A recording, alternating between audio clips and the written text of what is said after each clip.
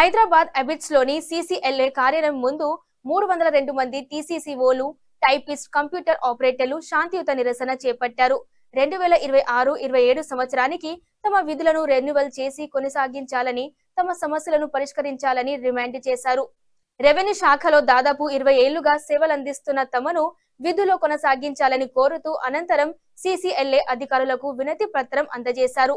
Revenue శాఖలో ఖాళీగా ఉన్న జూనియర్ అసిస్టెంట్, టైపిస్ట్ పోస్టులను తమతో భర్తీ చేయాలని విజ్ఞప్తి చేశారు. 2006, 7, 2011 సంవత్సరాలలో ప్రభుత్వం జారీ చేసిన ఉత్తర్వుల ప్రకారం రోస్టర్ పాయింట్ల ఆధారంగా పరీక్షలు నిర్వహించి ఎంప్లాయ్మెంట్ ద్వారా జిల్లా కలెక్టర్ ఆధ్వర్యంలో తమను నియమించారని టీసీసీఓలు తెలిపారు. అప్పటి నుంచి కలెక్టరేట్లు, ఆర్టీఓ, తహసీల్దార్ కార్యాలయాల్లో నిరంతరంగా విధులు నిర్వహిస్తున్నామని పేర్కొన్నారు.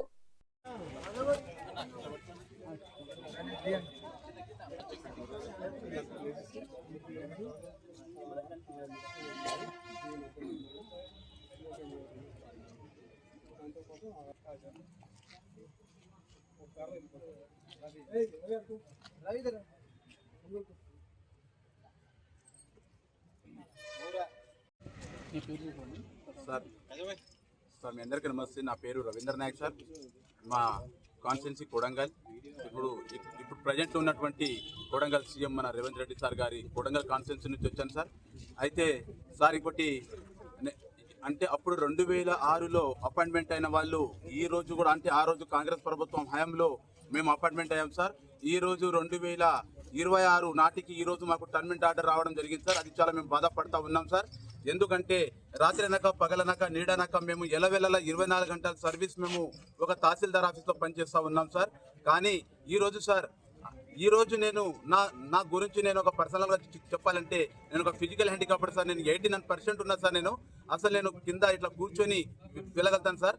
కాబట్టి నేను ఒక హ్యాండిక్యాప్డ్ ఉండి కూడా నేను పబ్లిక్ని సర్వీస్ చేస్తూ మాకు జీతం మాకు జీతం లేకపోయినా కానీ, సాలరీస్ మాకు సరి అయిన టైంకి లేకపోయినా కానీ మేము రాత్రి అనక పగలనక పని చేస్తూ ఉన్నాం సార్. ఎందుకంటే మా జీతం వస్తుందేమో, జీతాలు వస్తాయి, మాకు కంపల్సరీ పర్మనెంట్ అవుతాయి, కంపల్సరీ మా ఉద్యోగాలు మాకు భరోసా ఉంటుంది. ఎందుకంటే మా పిల్లలు మాకు భవిష్యత్తు మా పిల్లలు ఉన్నారని చెప్పేసి మాకెంతో నమ్మకంతో ఈరోజు మేము ఒక ఆఫీస్లో పనిచేస్తూ ఉన్నాం సార్. కానీ ఈరోజు చూస్తే 2025 నుంచి 2026 అంటే 2024 నుంచి 2025-26 వరకు మాకు జీతాలు కూడా సరిగా అందకపోతుంది సార్.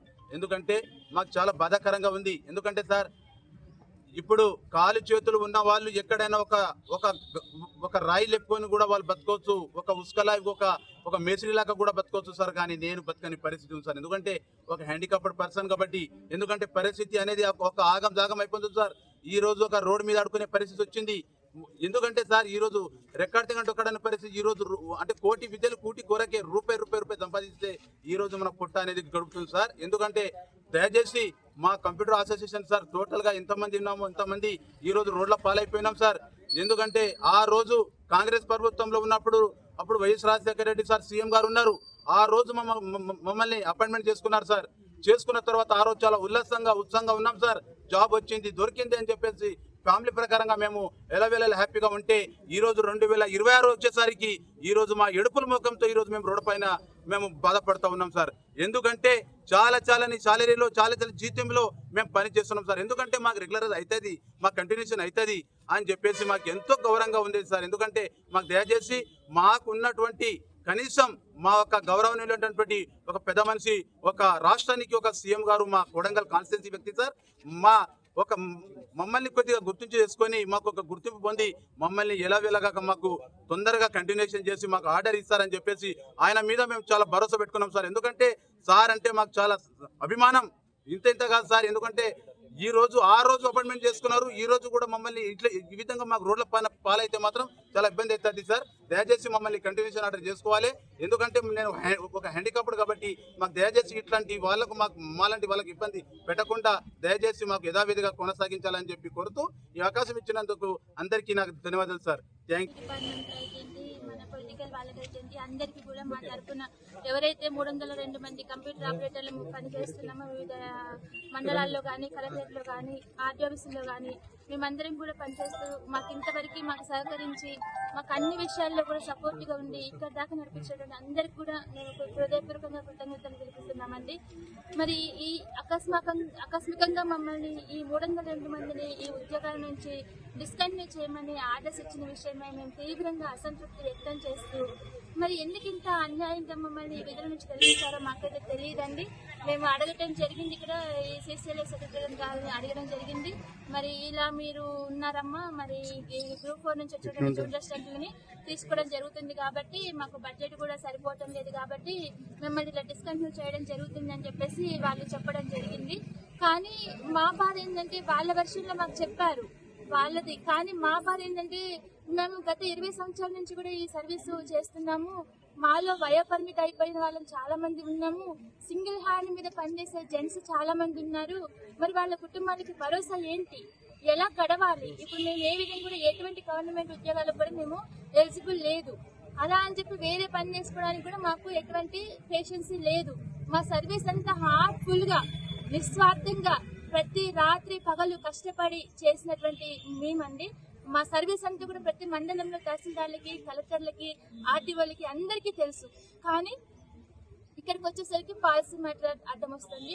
కాబట్టి గవర్నమెంట్ తలుచుకున్నా, రెవెన్యూ వాళ్ళు తలుచుకున్నా, ఎవరు తలుచుకున్నా ఇది హ్యూమినిటీ గ్రౌండ్స్ లో మా విషయంలో మీరు ఏ విధంగా తీసుకుంటారో మాకు తెలియదండి. కానీ మా 302 మందికి మా సర్వీస్ నైతేంటి, మా శ్రమనైతేంటి, మా వయోపరిమితిని అయితేంటి మీరు అర్థం చేసుకొని మా కుటుంబాలని, మా పిల్లలని, మా జీవితాలని ఆదుకొని మమ్మల్ని ఒడ్డున పడేసి మా సర్వీస్ ని కంటిన్యూ చేయాలని మేము ఇక పాదాలు పట్టుకొని బట్లాడుతున్నాం సార్. ఇంతకన్నా మేము ఇక రిక్వెస్ట్ చేయలేము. అయితే ఈ రోజు మేమందరం గత 6 నెలలుగా మేము తిరుగుతూనే ఉన్నామండి CCLAకి. ఎందుకంటే మా సర్వీస్ ని ఏదో ఒక రకంగా వాళ్ళు ఆలోచించి కంటిన్యూ చేస్తారని మేము ఆశతో తిరుగుతున్నాం. వాళ్ళు కూడా ప్రయత్నం చేస్తున్నారు. ఈ 302 మందికి ఏదో ఒక రకంగా న్యాయం చేయాలి అనే ఆలోచనతోటి సెక్రటరీ వాళ్ళు CCLA నుంచి మాకు చాలా ఫేవర్ గా మాట్లాడుతున్నారు. కాకపోతే వాళ్ళు ఏమంటారంటే ఇది స్టేట్ పాలసీ అమ్మా, ఇది గవర్నమెంట్ డెసిషన్, మేము ఒక్కరమే ఏం చేయలేమని చెప్పడం జరుగుతుంది. అయితే ఈ రోజు మేమేంటంటే మీరు మీ దగ్గర నుంచి ఒక్కటైతే పంపించండి సార్.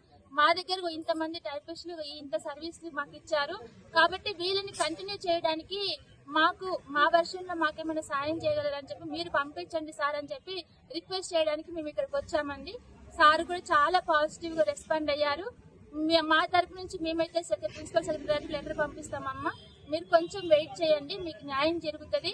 మీ సర్వీస్ ని, మీ బాధని, మీ అన్ని కూడా మేము దృష్టిలో పెట్టుకుని మీకు న్యాయం చేయాలని ఆలోచిస్తున్నాము. తప్పకుండా మీకు న్యాయం జరుగుతుందని మాకు భరోసా ఇవ్వండి. 2006 అంటే కాంగ్రెస్ ప్రభుత్వం ఉన్నప్పుడు 302 మందికి మమ్మల్ని అపాయింట్ చేయడం జరిగింది.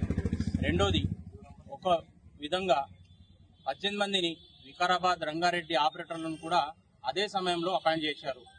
కానీ ఆ 18 మందికి ఇప్పుడు కంటిన్యూ చేస్తూ 302 మందికి మాత్రం మొన్న రీసెంట్ గా 2023లో ఇదే ప్రభుత్వము, రేవంత్ రెడ్డి గారి ప్రభుత్వమే 330 మందిని అపాయింట్ చేసి తీరా వాళ్లను మమ్మల్ని కలిపేసి టర్మినేషన్ చేయడం జరిగింది. మార్చి 2026 నాడు మాకు టర్మినేషన్ కాపీ రావడం జరిగింది.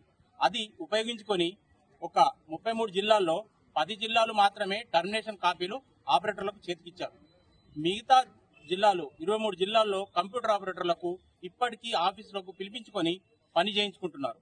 ఇది ఎక్కడి న్యాయం? కొంతమందికి టర్మినేషన్ చేశారు, కొంతమందికి కంటిన్యూషన్ చేపించుకుంటున్నారు. మళ్ళీ జీతాలు మాత్రం 2026 ఏప్రిల్ నుంచి ఇప్పటి వరకు జీతాలు ఎవరికి కూడా చేతికి అందలేదు. ఇది ఆలోచించాల్సిన విషయము.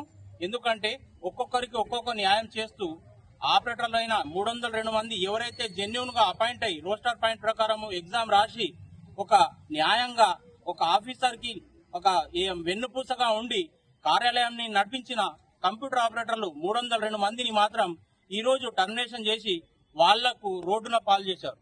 ఇది ఎంతవరకు న్యాయం? మా కుటుంబాలు ఈ రోజు రోడ్డున పడ్డాయి సార్. మా పిల్లలు స్కూల్కి వెళ్తున్నారు, వాళ్లకు ఫీజులు కట్టలేని స్థితిలో ఉన్నాము. మేము ఆఫీసులో ఉండి ఏ పనులు చేశామో గుర్తించలేని స్థితిలో ఉన్నాము. ఎందుకంటే ఒక్క పని అని కాదు సార్, ప్రతి పనికి కంప్యూటర్ ఆపరేటర్ ఖచ్చితంగా కావాలి. ఇది మీ అందరికీ తెలుసు. తహసీల్దార్లు ఆర్డీఓలకు చెప్తున్నారు, ఆర్డీఓ గారు కలెక్టర్లకు చెప్తున్నారు, కలెక్టర్ గారు రిప్రజెంటేషన్ ఇచ్చిన దాన్ని బట్టి ఉద్యోగ సంఘాలు వాళ్ళంతా కలిసి కమిషనర్ గారికి కూడా ఈ విషయాన్ని తెలియజేసిన ఇంతవరకు మా ఫైల్ పైన